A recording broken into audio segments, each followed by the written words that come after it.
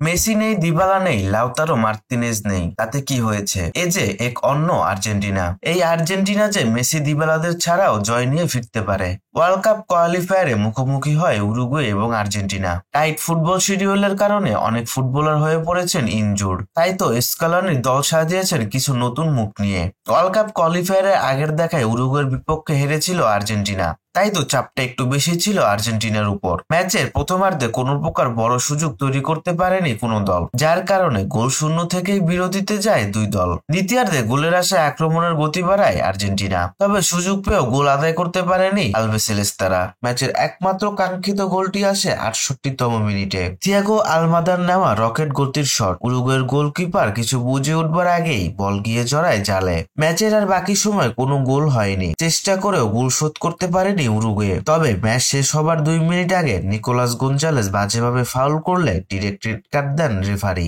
ফলে 10 জনের দলে পরিণত হয় আর্জেন্টিনা। তবে তাতে কোনো রকম সমস্যা হয়নি আলবিসেলেস্তাদের। 1 গোলের জয় নিয়ে মাঠ ছাড়ে আর্জেন্টিনা। এই জয়ে 28 পয়েন্ট নিয়ে খুব স্বাচ্ছন্দ্যে পয়েন্ট টেবিলের শীর্ষস্থান ধরে রেখেছে আলবিসেলেস্তারা।